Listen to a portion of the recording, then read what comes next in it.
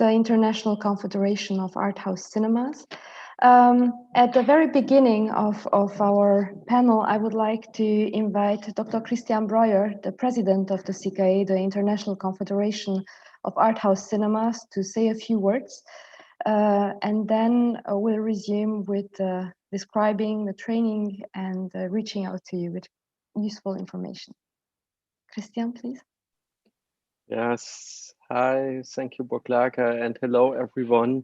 So I'm here saying hello from Delphi Lux, so it's just a virtual background, but I'm actually in the cinema right now watching the Berlinale competition. And yeah, it's a pity that we can't meet in person and can't talk in person about the CICAE training in Venice. So to me, it's one of the most important programs we have for exhibitors in Europe. As in my opinion, professionalization is getting more and more important. I guess that's a key for our industry in the next years. So we all know our market is changing rapidly, and also Corona pandemic is kind of a accelerator of the trends we had even before. And we all know the European film industry is first of all driven by medium-sized companies. And if we are talking about European movies, we also talk especially about art house titles. And that makes the diversity of European film. And I guess that's what's so necessary in a world of market power concentration. There is a need for stories beyond all set movies that are driven by algorithm, to say this. But I'm quite optimistic about our future. So as long as we get enough liquidity right now to survive this crisis, but that means it's our heart, it's our brains that we need, and that means to exchange about best practices, maybe do our own mistakes, but not the mistakes others did before. And that's kind of the program. Also to learn how our industries work, and there's right now changing in this world, so we have to discuss this, debate it in Venice. And if I talk about professionalization as one key, and still there are not really training programs at universities, it's also about networking. That's, in my opinion, the second key. And I have the privilege to go to Venice every year and take part in this seminar. And it always is a key also for networking, to know people, professionals, young executives.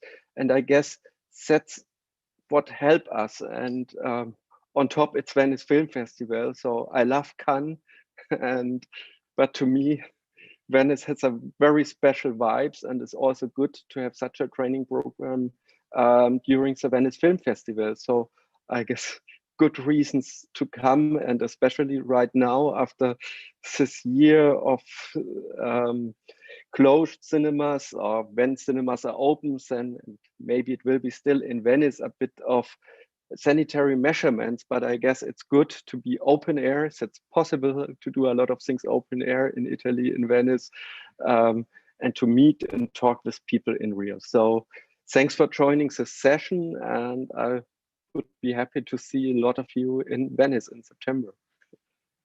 Thanks, Boglárka. Thank you very much, Christian, for these opening words.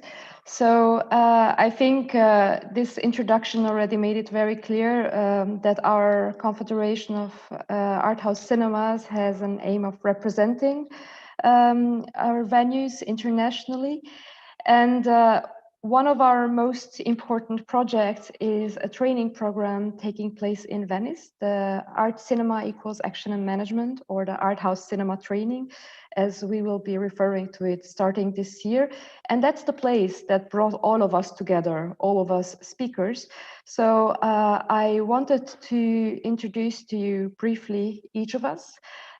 Each of the speakers will say who they are, where they are, as Christian already said that he's in his own venue, but also which year they have attended the training, to give you a little bit of perspective of how we've come together across years, since it's a history of 18 years already with Arthouse cinema exhibitors. As I'm speaking already in my function as General Delegate of the CICAE and Program Manager of the training, I've also been on the other side, I have to tell you. In 2012, I've attended the training, and that's the reason for which I got engaged with Arthouse cinemas the way I did. And right now I'm sitting in our beautiful office in Berlin. So in a way, I have the luck of attending the Berlinale also, at least through the city. Please, Javier. Good morning, and thank you for inviting me. I'm Javier Pachón. I'm president of Cine Ciutat, a small art house cinema in Palma de Mallorca in Spain. I'm also vice president of Promio, which is a recently created network of Spanish independent cinemas. And I'm at my home office. I'm not lucky enough to be at the cinema right now, but I'm surrounded by cinema and in the mood for love. So I think it's perfect. And I did the training back in 2014. And we'll get into this, but it was one of the best things I could do as entering the industry. And since then, I've been speaker for the training every now and then, and coordinator of the training back in 2018, and consultant right now. So very happy to be here.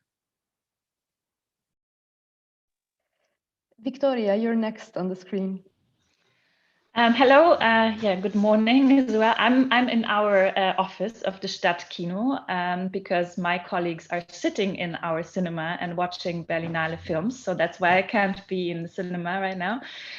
So I'm the programmer of the Stadtkino im Künstlerhaus, which is an art house cinema. We also run a distribution with the same name, Stadtkino Filmverleih. And I also work for the Gartenbaukino, which is a huge, like one screen, but big cinema in Vienna. So I'm in Vienna, and I attended the training 2017 for the first time, and I came back in 2018 and in 2020 last year. So that's for the introduction. And Tobias. Hello, I'm Tobias Faust. Thank you for inviting me as well. Maybe I'll start also with the location. I'm also sitting in the cinema, in the real cinema. And actually the cinema became my workspace lately. We're rebuilding for streaming. And just in the last 2 days, we're also streaming Berlinale in the cinema. So I really started liking working physically in the cinema.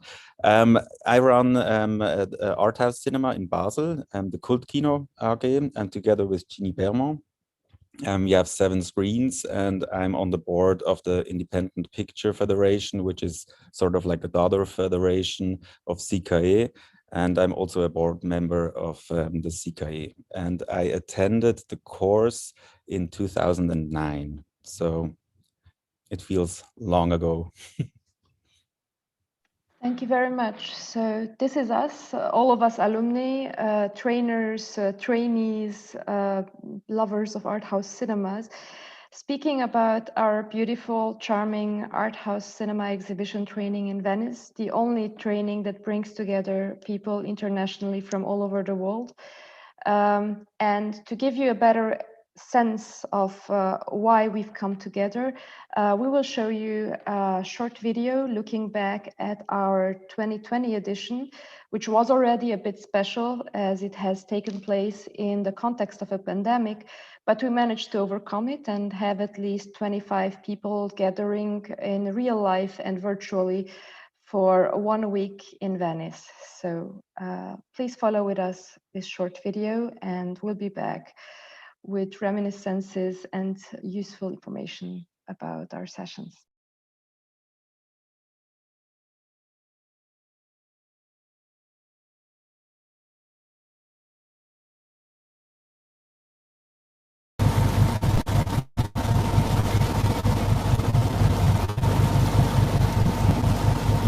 I'm really looking forward to network with like a lot of different people from different countries, and I really expect to have a lot of like input for like different sides, from marketing to planning to programming, and like to bring home and bring to my cinema like a lot of like new skills and like a new horizon, a new perspective of like how to face like the next months, the next years, especially because of COVID and everything is like something more. The marketing and the programming parts have been really interesting.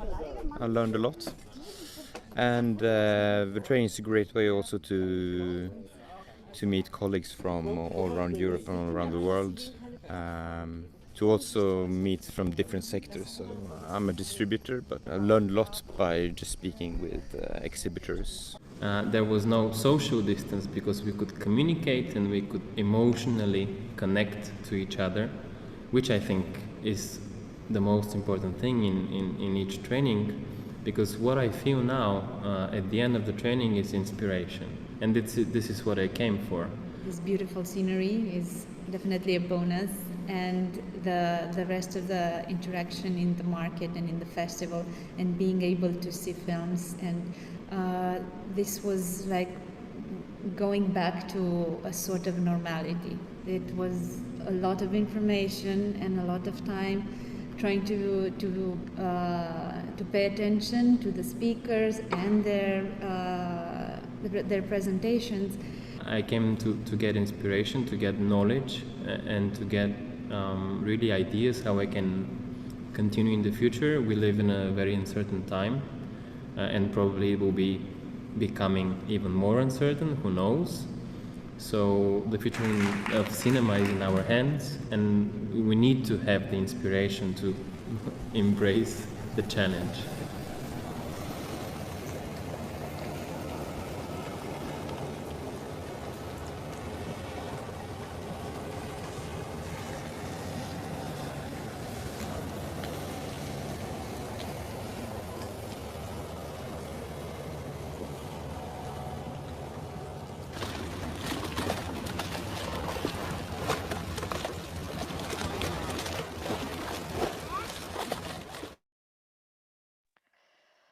Oh, it was nice to look at the Venice lagoons. So as you might have seen, last year we had the 17th edition in Venice, and it's a training that has been created because most countries do not have any training program for art house exhibitors. We have been always lucky enough and consider ourselves very grateful for having been co-funded and supported by the Creative Europe Media Program, but also benefiting from the support of the FFA, the Filmförderungsanstalt in Germany, the CICAE, the Centre National de Cinéma et l'Image Animée of France, and the Ministry of Culture of Italy. But also all the national art house cinema associations by consulting us, helping also bringing exhibitors to this beautiful place in San Servolo in Venice. Our attendants have been a mix of exhibitors and other film professionals, though, recently interested in attending the training, even if they are distributors or film festival representatives or programmers. I would like to ask Javier Pachon to speak a little bit about the topics that we've been covering last year, as he's been consulting us and follow. First of all, I mean, I don't think it was a good idea to see that video, because just watching the lagoon and remembering that we can't travel right now, that was tough, but it was beautiful at the same time. Yeah, I mean, I think that one of the key elements regarding the program and the training itself is the holistic approach of the whole program. And it's something that strikes you, and in the video we can see how one of the participants says, like, it's a lot of information. And it's because since we divide the program in days, and within those days we try to select topics, so you go through a whole journey within what managing and having a cinema is. So we go from the financial side of it to make business programs and plannings and you know, also then moving to programming and approaching programming from an analytic point of view and then from a curational point of view, and the importance of combining both things. And after that, we keep moving deeper. So we obviously go into young audience initiative programs, and lately in the past years we've added more and more things regarding to programming regarding accessibility and, you know, minorities, and how to integrate all that in a multicultural Europe also have to be shown in the multicultural programs within cinemas. So it's that same structure of going from a bird eye perspective, getting deeper, and from there we go to we use that for everything. Like we use that for communication and marketing, and then going to digital and strategies, and then we move into for me one of the most interesting things of the training, which is this kind of open day, open topic day, which is kind of at the end of the training, where we really go into looking forward and trying to move what's around the corner. And the best thing that we can say about that is that those things that may start as a right around the corner thing, after a few years, they end up as part of the main thing that you have to take into account in managing a cinema. Like, for example, green initiatives that Victoria can talk about a bit more afterwards, and how cinemas have a role in that. That started as a kind of open day, things that we have to take into account in the future, and now are part of the whole training. Or technologies, innovations, you know, how and Tobias can talk about how technologies is part of our day-to-day things right now. So it in essence is that kind of holistic approach that combines getting from a bird view's perspective, then going deeper and combining not only the whole people talking and giving like you know, keynotes, but also combining it with a workshop and doing practical examples with what we have. Yeah, I think that's a very important keyword you've mentioned there. So even though we have this holistic approach and we try to give an understanding of art house exhibitors need to take into consideration to run a venue that is successful and has a strong connection with its audience and is capable of creating a community, we also have two groups that are more or less collaborating and attending partly the same sessions, but partly also taking their own routes. We are normally hosting, when there is no COVID, about 30 juniors who will have a task of, by the end of a week, after covering all the topics that go from creating a cinema space, through budgeting, through programming, and through green practices and technology and even pitching techniques, they will have to present really a 5-year plan of art house cinema getting restarted. And they are the executives who can get in depth on the topics that are more of their interest if they want to develop something in their venues. Even though they have much experience, maybe they want to pick up on a new topic. And that's how we try to accompany people at different levels of their experience and expertise and bringing into Venice. But let's see what sticks with people, because before we actually enter this public conversation, we've been talking amongst each other about what do we remember from the training when we ourselves were just trainees? And this is the moment when we can bring in our fantastic alumni. Maybe let's start with Tobias this time. Yeah, what do I remember? A few things have been said. In Switzerland, I'll start there. We have no education on how to run a cinema. And back when just before I attended the course, I worked for over 9 years already in the cinema. And we were just about to get digital, and everybody was really afraid of this change. and didn't really believe, or nobody really believed in it, or believed that there might be also a chance in that change. And so the situation was sort of felt kind of like isolated in Switzerland. Like we are a small art house cinema, or comparably small art house cinema in Basel. There's this big challenge, this market change of going digital, and there is no education, and all the people you actually speak to sort of feel like competitors. And then suddenly, I was asked to actually participate on this course, and I go to San Servolo, and the mood changed. Like everybody, I realized the whole world is challenged with these questions. And back then, I was younger. I also realized I belong to a generation that also sees chances. So on San Servolo, I learned there is a positive approach to deal with these challenges, and not to just generally be afraid of it. And that was something that I really, really appreciated, to speak about the possibilities, to speak about solutions, to hear how other people approach it. To maybe like one big question always was like, how are we going to finance this? How long is this machinery going to run? Like all things, like Javier said, that we know now, that are now daily life, were back then like a huge giant unknown field that everybody was afraid of. And to see that there is like other countries also talking about virtual print fees, other countries maybe having substitution to finance it, and so on.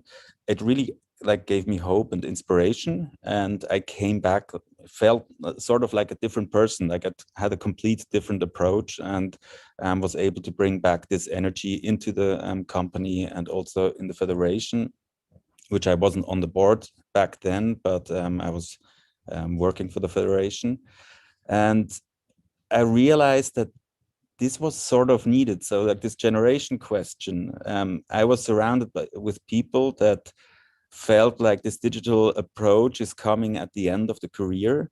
So they had no, at that point, probably not the ambition to really go for it and do it as their last step. But for them to see that there is a young generation that believes in it and is willing to work for it, totally relieved the situation. So I think this is a very good example of what's happening, that in San Servolo you meet a certain generation that will have to be, or will be challenged by the future questions coming up. I mean, look at the days today. And I think that's a very positive aspect that I brought with, besides, of course, all the classes and the way, like back then also, like digital marketing was a big question. I think it's coming every year. But back then, Facebook sort of felt like something young. Now it's sort of dusty, probably. But so back then it was also like these questions. It's like, how do you deal with that? How do other cinemas do that? And to be inspired and to realize we're not alone, I thought that was the biggest thing that I took out of this course, because I totally felt isolated. Like I still, again, now after all these years, keep on having this feeling that, for example, now we are really trying to step into the field of streaming and live events, online as offline, and so on. And it's like, I don't know what the rest of the world is doing. I don't know if we are doing something completely contrary, or if we're doing it and somebody else already has solved it. And the platform like San Servolo is really, especially for the young people, a very good platform to synchronize sort of like all these ideas and the approaches on solving the coming questions. But this was not the first thing that came to your mind when I asked you to say what do you remember. Of course, I mean, yeah, that's true. That's true. The first thing that came in my mind was that it was hard to be in class, because you actually wrote down if you participated or not. And I remember that the chairs were not as comfortable to sleep in class. So you actually had to get up and be awake and participate. And that was hard because I didn't get too much sleep. And I really had to recover after this week in many ways, but it was a very, not in a negative way. And there was this famous event, I believe it's probably still exists, One Bottle, One Nation. So you bring your bottle of a drink that is linked to your the place of where you come from. And then you share that, of course. And mostly people bring quite strong alcohol for whatever reason. I guess that's linked to the bottle effect. And so there is a little bit too much of alcohol on that event.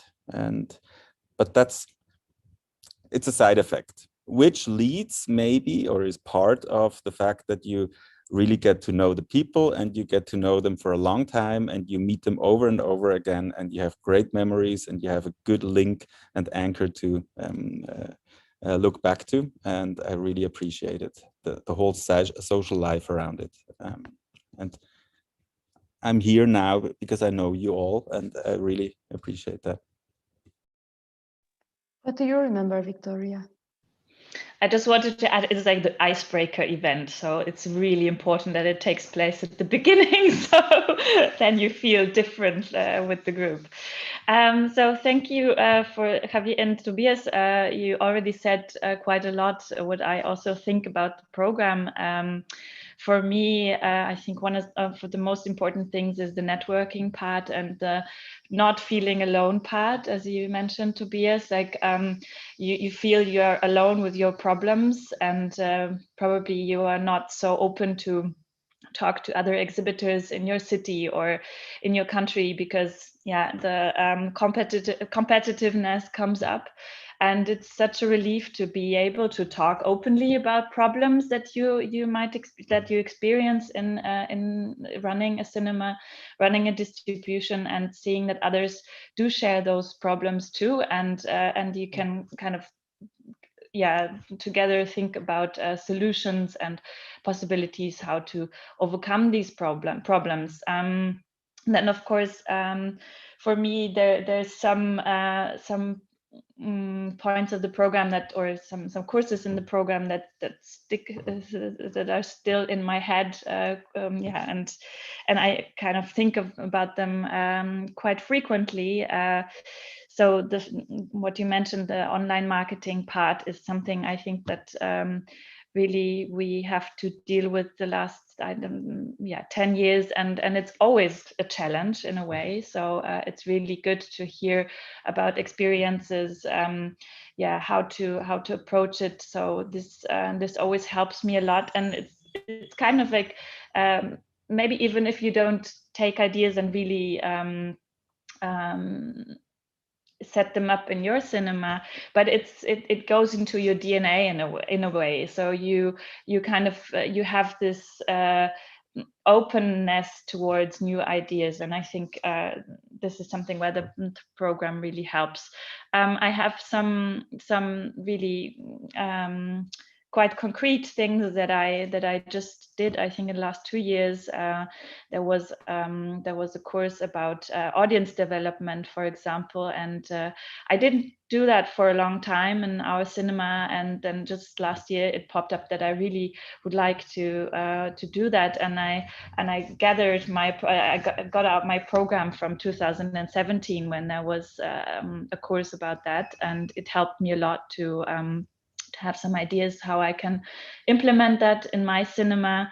And actually also last year was a super inspiring stay, because of course with all these challenges, also seeing, okay, we're together in that same boat, and I learned about a great initiative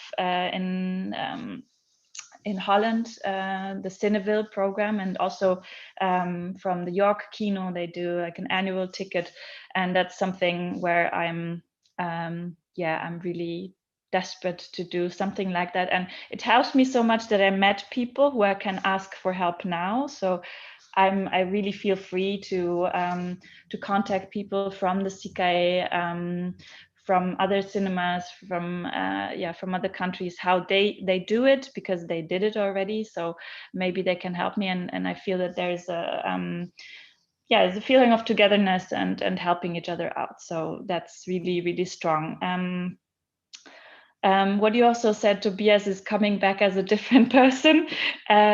Yes, I totally agree. And I really wish that many exhibitors in Austria would have this, can have this experience. Yeah, and I had a colleague, for example, from another cinema. When he came back, he was just like in a, I don't know, in a drug situation. Like he was really enlightened.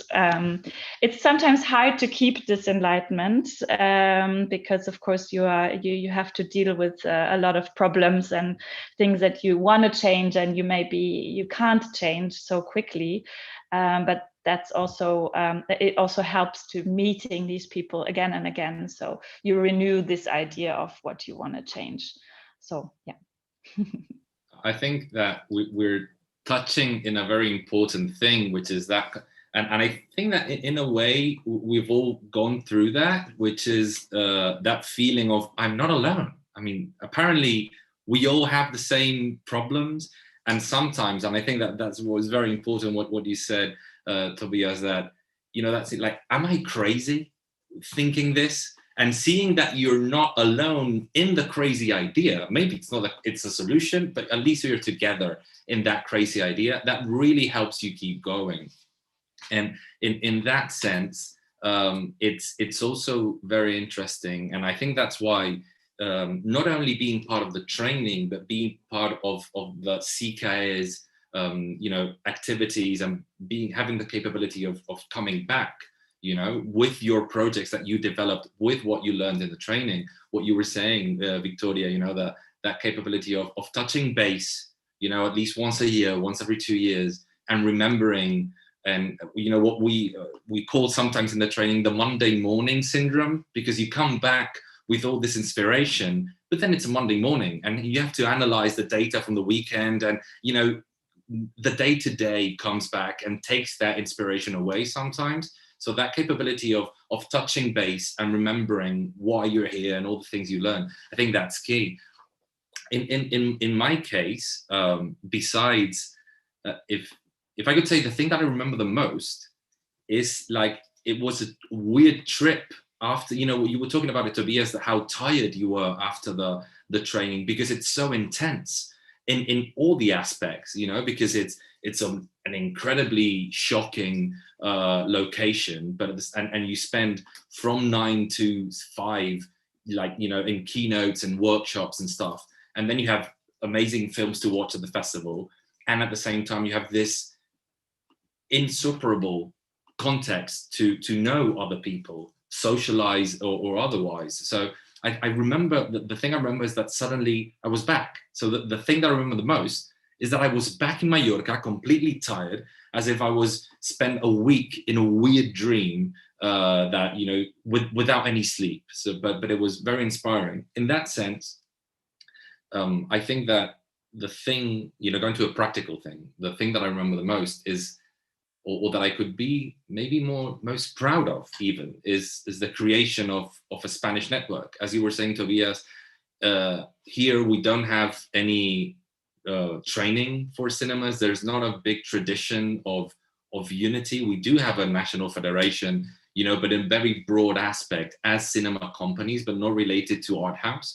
So the fact that I could trace my will to work with my colleagues, with some of my colleagues, to create this now newly founded Spanish network of independent cinemas, that is one of the things that I'm most happy about, because it's really bringing change in a very broad political aspect, that it really long-term changes with the creation of a national network. So probably, and listening about cases of other people doing the same in their countries, I think that's very interesting, because it goes beyond a tiny thing that you can change in your cinema, which is important, but also changing in a nationwide.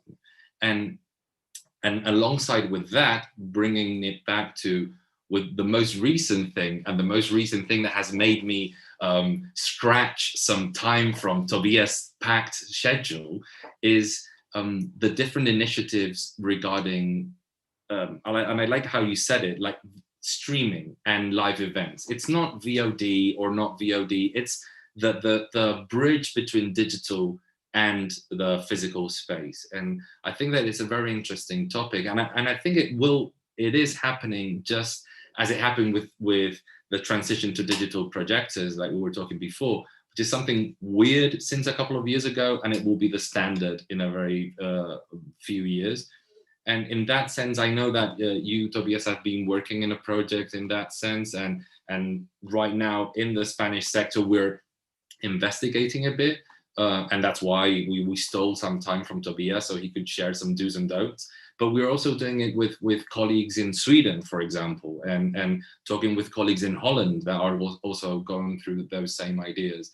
And in that sense, the fact that cinemas have distribution companies, like in your case, Victoria, and how we approach from both ends, I think that kind of new mentality is really bringing cinemas to what we have to be in the next couple of years. How do you feel about that, Tobias? I know that I've asked you in private, but if you could share a little bit here in public, how do you feel about that whole experiment that you've been doing for the past year?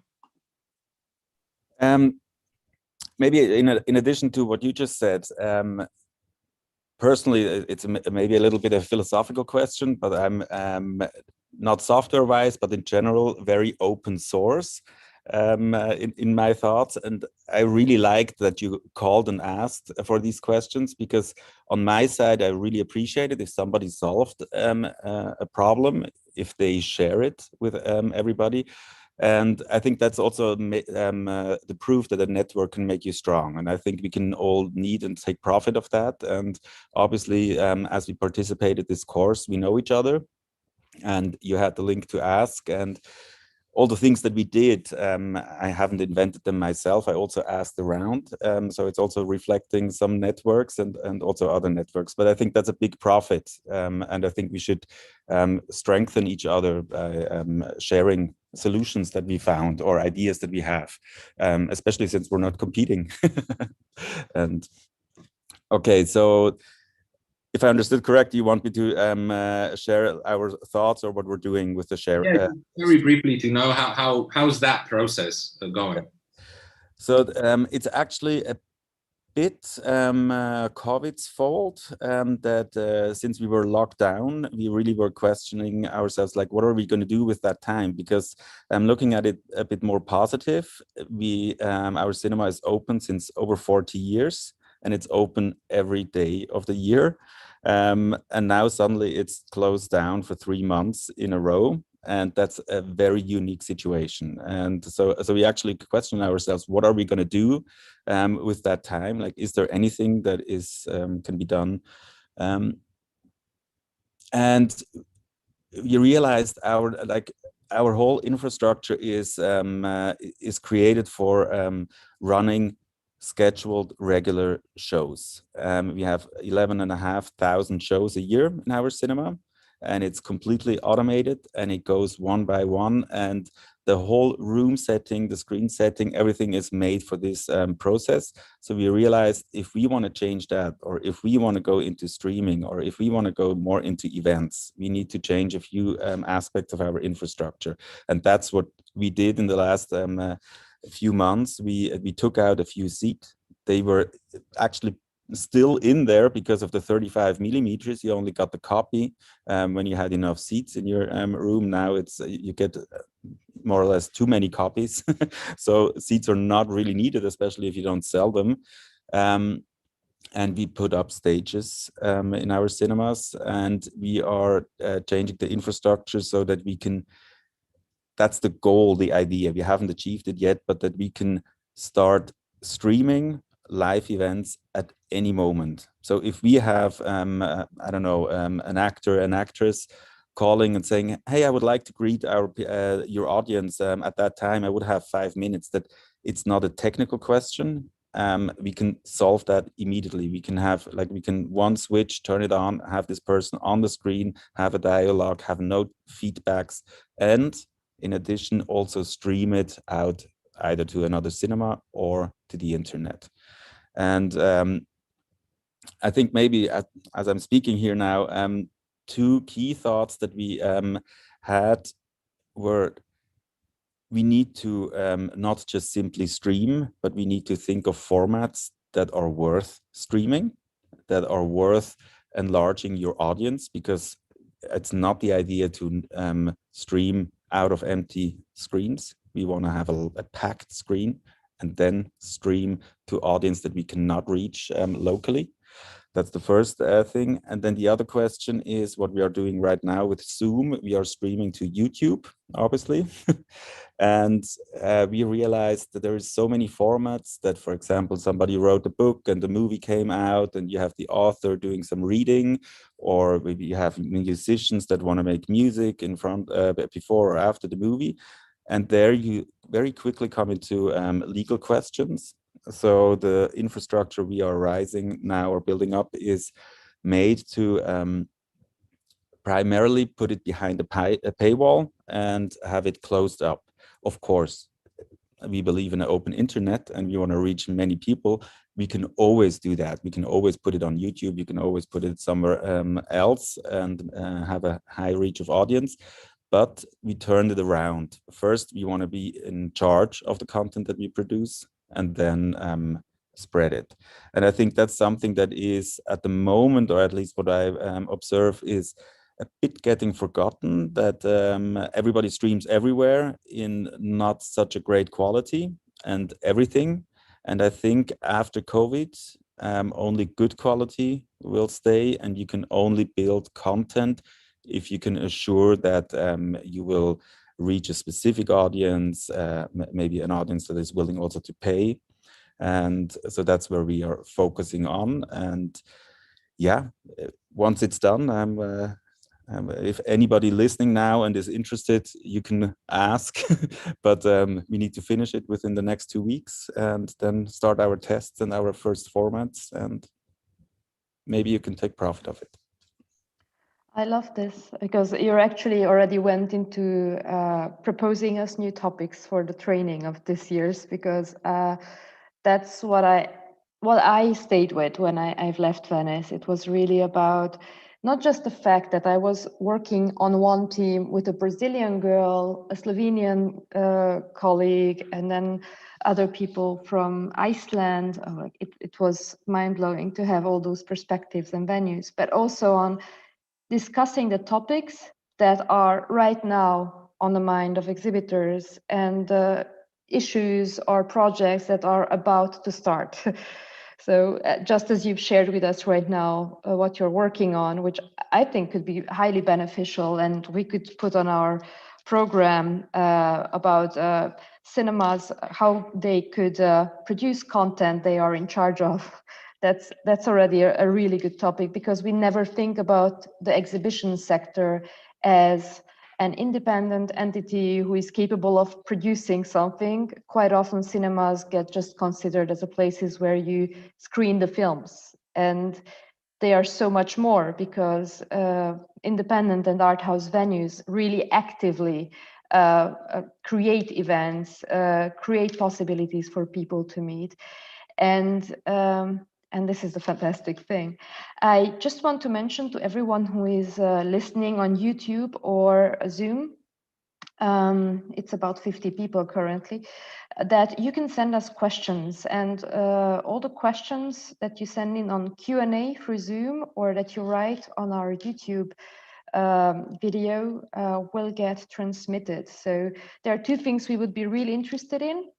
If those who want to attend the training have questions about anything really, or if you have any topic suggestions that you think would be really interesting for people working in the film industry now as exhibitors, but not only, what they would need to be better trained about or informed about. And in the meantime, I would still address another topic that is of very important, very high relevance to us right now, because that's why Victoria has joined us again. Actually, she, if I remember well, she went into green cinema through Carmen Slipen's Dopo cinema project. I mean, she got to know more about it, but then she started to develop so many things around it that she's been working around it ever since. Can you maybe fill us in on what are the trends in green cinema, or working in a venue that is aiming to be sustainable? Like, what do they have to look at now, or what are you currently developing maybe? Thank you. It's not 100% right. I had my own project called Kino denkt weiter with the Gartenbau Kino. I started in 2016, and I think Javier, you were involved in that. That 2016, I think Carmen presented her cinema, which is like an amazing project that she did, or she's still doing. She presented it 2016, and I came to the training 2017, and I presented our project. So basically the idea was how is it possible to to have greener thoughts in your cinema, to make it greener in a way that so you would have a smaller carbon footprint. You can start with small things that are super obvious, like using less plastic and so on. So all these little steps that I started to implement in our cinema, a better waste management system and so on.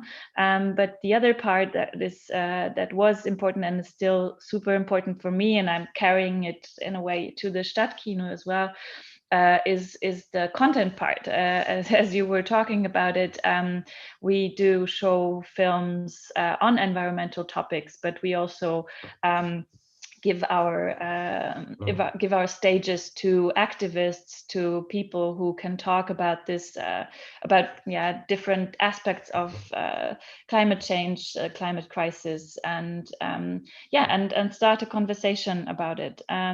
So we try to really do something on our own. Like, we really try that it's not being perceived as greenwashing. Of course, we can't do like 100% a green cinema, because we don't have the financial means for it. But for example, Carmen, she really inspired me again when we did. I think in 2018 we did the panel together, and she's so into details. She even, like, the whole cinema was built in a green way with green heating, solar panels on the floor, and so on. And what I'm working on right now is that the film I Am Greta was premiered last year in Venice, actually. So this is a film that we took on as a distribution. So we're also trying to address it from that side, to really spread the idea throughout cinemas. And what we did with that film is that we asked a green energy sponsor or a green energy company to sponsor us. And we are right now working on a possibility how we can how this green energy company can provide energy to all the cinemas. So we kind of try to enhance the use of green energy. So this is, like, there's so many little steps, but I think the most important thing is to have an awareness about the topic. And it was always very interesting for me. I think I did the lecture 3 times now at the training, and it's always super interesting how people approach me afterwards, what they're interested in, what they may be already doing and maybe didn't really realize that they're already doing, and to really talk about these things, as I think it's a really it's gonna be the thing that will stay with us for the next how many ever years. And it's super important to talk about it. Yeah, if I may, in that sense, I really liked just to give another example of that combination of the strategic with the little things, because obviously this isn't a strategic topic, and so that is as such an importance even in the European, the European Union's goals for the next years. So, and suddenly seeing that us as teeny tiny cinemas are thinking about that even before it comes through guidelines, it really shows that we're aligned in that situation. But that's strategic. But then the nice thing about this week together in Venice is that you go from there to really concrete small little things that really make the difference. And I want to ask you a very specific question, Victoria, is how many people have asked you for a bag, or the small little things that the purses that you made, but because now this, for people listening, will be very weird, like why people are asking Victoria about this and what that have to do with anything. Could you tell us very briefly, what that was and why is that very interesting? Yeah, I think it was, we were really trying to put a twist to it, not to just okay, we have a green screen and everything is green. I don't really have an idea that connects with cinema. And so we had this very old screen that because of digitization, we had to change the screen. So the Gartenburg Kino has a screen of 100 square meters, and it was there lying in the back for, I don't know, 5-6 years, and we didn't really know what to do with it. So you can either throw it away or you can think of possibilities to recycle it. And we teamed up with a company that is recycling, upcycling, things like that. And they made beautiful, beautiful bags. They made these mobile phone sleeves from it. And it's such a strange material. You don't really know from the beginning when you see it what it is, because it has this perforation and it's shiny a little bit. And our first edition was sold out, I think, in a day. It's like this memorabilia in a way, because this screen saw already so many films, and you have now a little bit a part of this screen, and we didn't have to throw it away, and we gave it a new life. So sometimes it's about these twists that are the most important thing to think about, and it's kind of a sign to what can you do differently. It's a beautiful and they're beautiful bags also. I mean, that's the thing. But yeah, I mean, it does have a non-green effect to it. That is, I want my screen to break down so I can. But besides that, that's a problem that I have. That's nothing to do with your great idea. And one thing that we haven't mentioned, and I think that it's something that since last year we're starting to do more and more, and it's one of the focus of the training, and it helps to put into perspective and to the reach of people related to the training, like these example that you said, Victoria, right now, is the whole online side of the training. Like, forced by COVID, obviously, we had to put that create or advance in that online side of the training, which, and Boglárka, which is the coordinator, and can speak more about the people not on the island benefit from the training, but on my side, coordinating the online part of it is really not only having the knowledge that you get during the training, that even if it sounds weird, a whole week dedicated to managing cinemas can be a bit too little, and you can't fit everything that you want to talk about. Since last year, we're amplifying that content that you have in the island with online resources that get either deeper in topics or get into specific examples that could inspire, like the one that you were talking about right now, or even touch topics that were left of the offline program. So we're using mainly 3 different assets, always thinking in having the shortest ROI for your time, which is one of the things that we have the least, especially from small cinemas. So we're using either templates that you can just grab that template for that, I don't know, business plan or social media campaign or even a survey for your audience, and use that template and apply it to your cinema. Then we also have keynote presentations about a certain idea or topic, or we have a combination of two, like maybe even a round table about a topic, and having that kind of vibe of conversation that we can share. So that's something that I think also in the future will help us to get that, again, that ROI, that return on investment on time, that it's become so important in the past years for the training too. But if you want to talk about that online part, Boglárka. Actually, our time is up. We have 3 more minutes, and I think we've covered quite a big part of our training, the topics that are currently important for us, and the network, which is really important, of course. So I thought about just wrapping up with the essentials for 2021. So this year, the training is going to take place between the 30th of August and the 5th of September. Please block that week on your calendars. As said, we will be hosting the maximum possible people. That is, of course, possible following COVID-related safety measures. So we are probably looking forward to welcoming people in presence, but also online for those who cannot travel. We are going to open the applications today. So everyone listening now, you can register on our website through a form for the training on www.cicae.org. And you can also ask questions of us at info@cicae.org. We're going to send out the newsletter about it. And if you still have suggestions or questions that you didn't get to make during this 1-hour session, they're welcome any time of the year.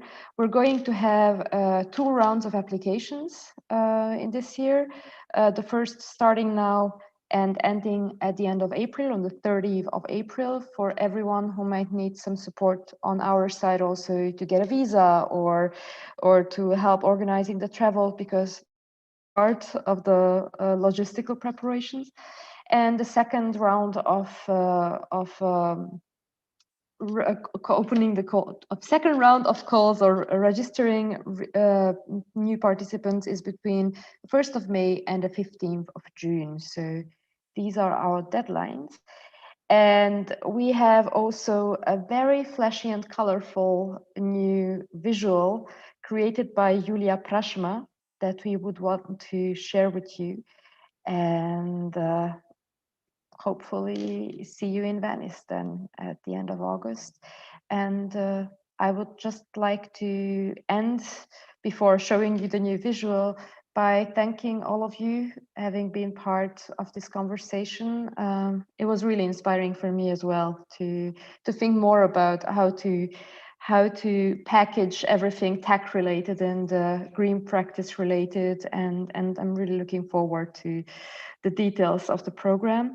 But I also want to thank the Creative Europe Media Program for being a co-funder of our program, for having supported us for so many years.